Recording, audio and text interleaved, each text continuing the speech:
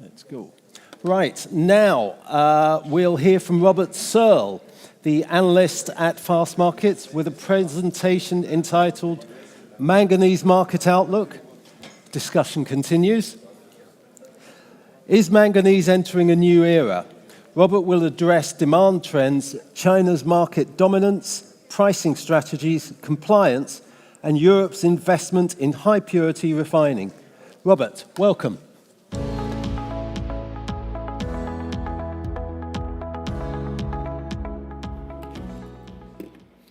Thank you very much.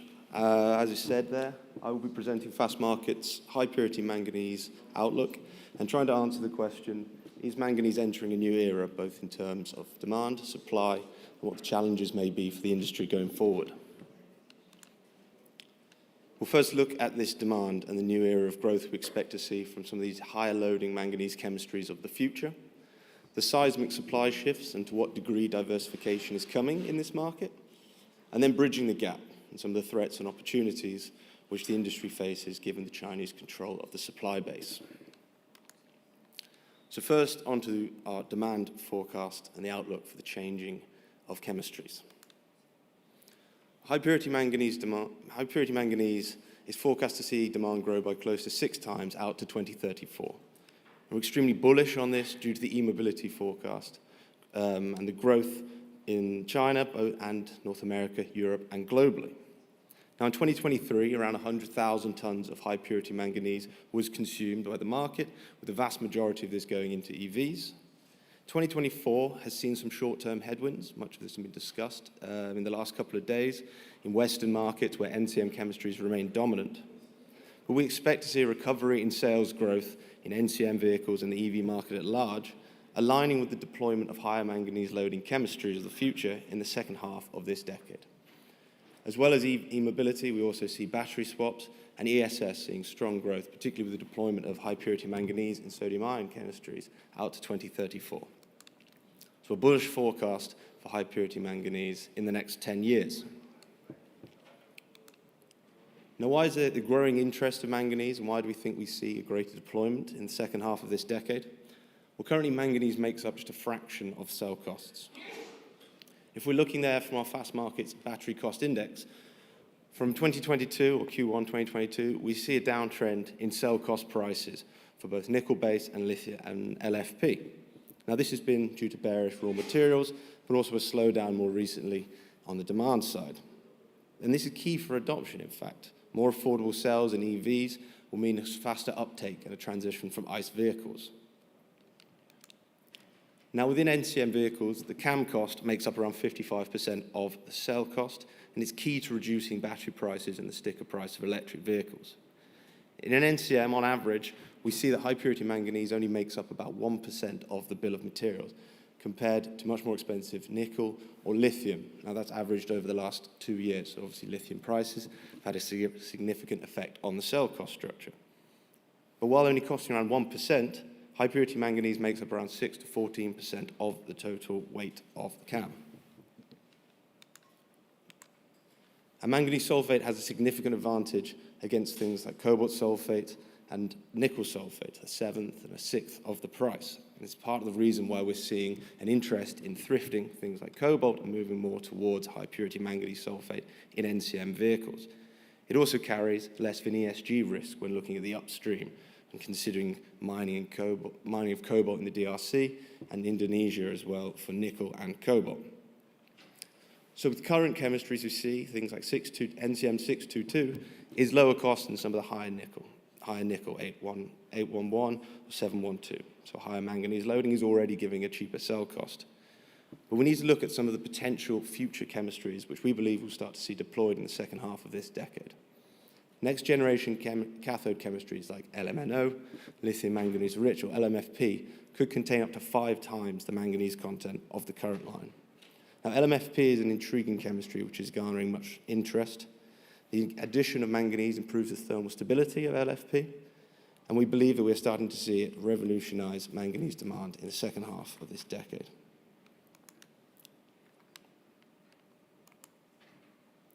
As we say, we believe LMFP has the potential to revolutionize the high-purity manganese market. and commercial development and rollout is well underway.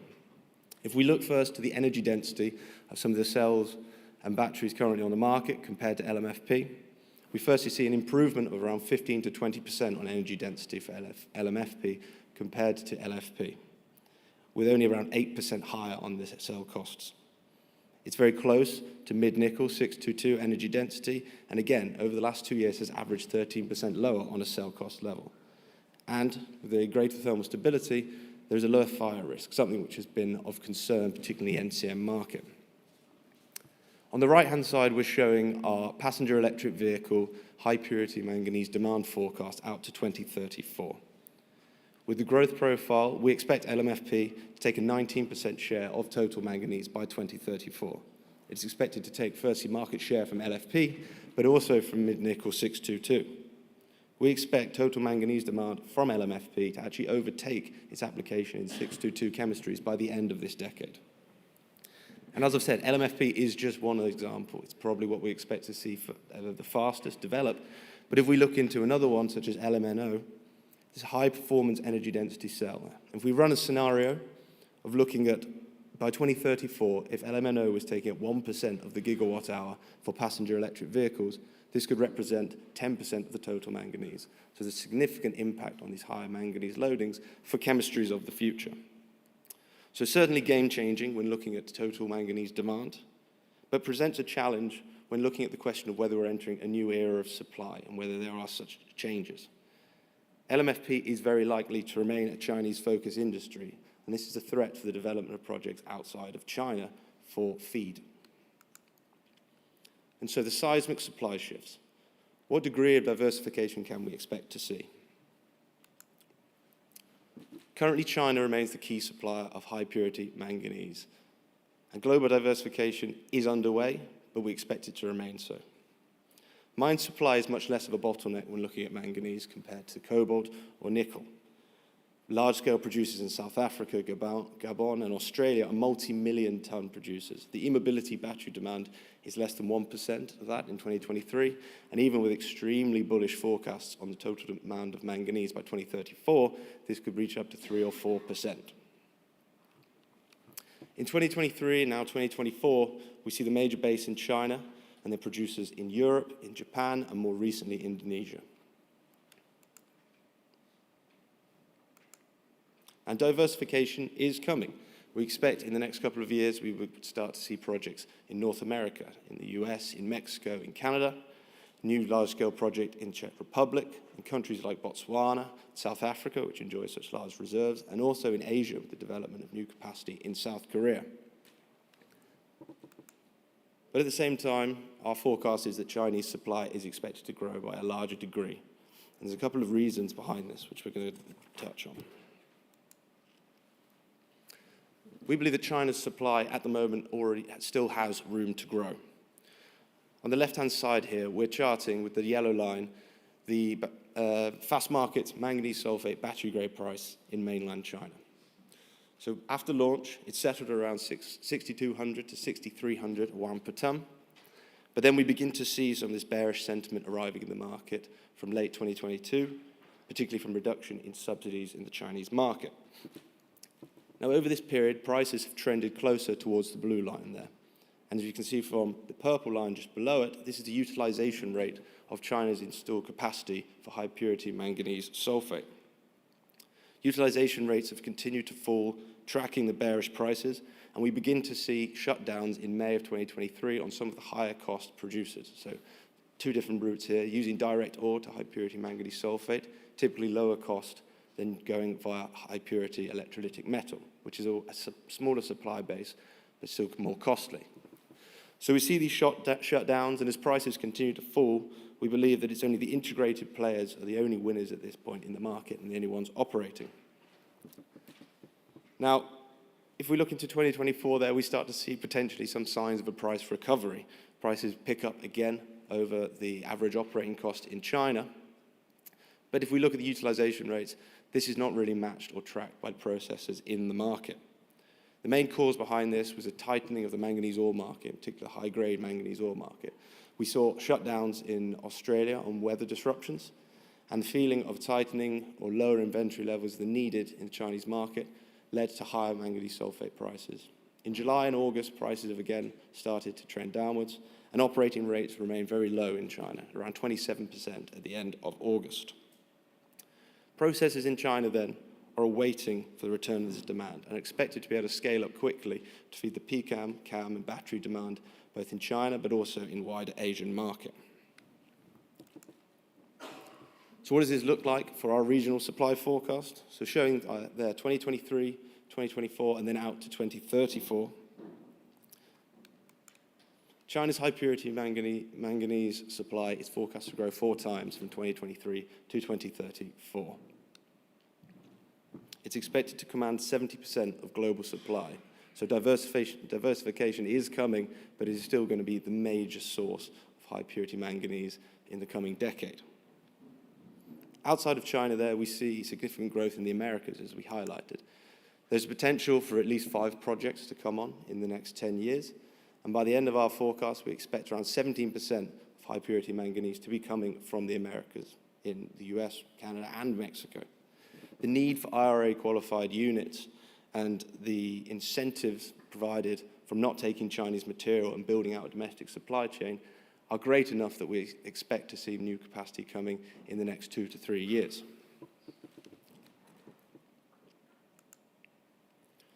So we've seen the changing or the new era of demand, and of course the diversification in supply, but there looks to be sort of a need to bridge the gap between these two. There is still a China focus as we head towards the end of our 10-year forecast.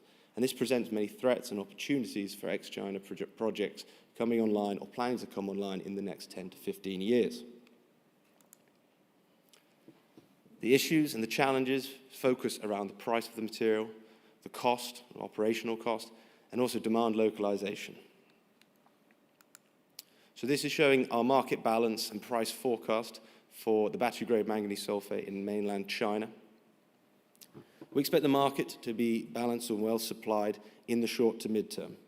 We've seen ore prices retreating back to levels seen in late 2023, and as we mentioned, the nameplate capacity in China is such that as demand begins to recover from the PCAM market, we expect them to be able to ramp up without too many bottlenecks or issues. Lower ore prices and ample supply in the market means that these bullish gains in pricing that many are hoping for as they look to develop projects are expected to be limited in the short to mid-term. This is a major challenge for a number of the ex-China projects which are expected to come online. The operating cost advantage in China is significant. From some of the published analysis we've seen on feasibility studies at different levels, of course there is still a large degree of uncertainty in some of these, we've seen ranges in an increase in operating costs from around 28 to 100% for a number of these projects looking to come online and challenge China's dominance in this market. This has even pushed certain non-Chinese companies to look to China as a place for investment. So an Australian mining company taking ore from Australia because of, firstly, the operating costs, because of the access to things like sulfuric acid, but also because of the demand localization. They are certain or more confident that when they are operational, they will have a market to supply. And this demand localization has been brought up. So as we see, limited short-term upside on prices and the ample capacity and a continuing challenge. Now, this demand localization is the last point I want to touch upon. The delays and guidance adjustments for electric vehicles, for production of EVs, for gigafactories, for CAM coming online outside of China, continues to be an issue for the development of these projects which require offtake. EV demand is there, but unfortunately the EV sales forecast that we sometimes use in our outlooks can only give you so much confidence or take you so far when looking to build out these projects. PCAM and CAM build-out must continue. Offtakes are needed for new manganese projects outside of China. I'm just going to highlight some of these interesting or key markets in North America, Morocco, the EU, and South Korea. And the key point we're trying to focus on here is by 2034, for the announced PCAM demand that we expect to see, so of course, still delays, still uncertainty on these, for the announced PCAM demand, you can see the clear deficit on the balance for the tons of high-purity manganese which will be required in the North American market, the Moroccan, the EU, and South Korea. Now, of course, many of these sites will remain Chinese-owned, or at least in Chinese partnerships, which could also be a very good thing for the European market. Companies like eSpring, CNGR are looking to Europe, like Finland, and looking to Morocco. But Western PCAM build-out and battery makers will be looking for non-Chinese material, especially for the US market where the incentives are so high. Other reasons will be to ensure the security of supply at a time of rising geopolitical tensions, as I said, to ensure tax credit qualification, or to get material with an acceptable ESG rating or profile heading into the next decade. And so manganese is entering a new era. We're extremely bullish at fast markets on the demand forecast, both in terms of unit sales growth, but also on high manganese loadings. Supply is forecast to diversify, but China will remain the focal point and the major supplier globally. And price and demand uncertainty remain a short-term challenge as projects look to come online on time. Thank you very much.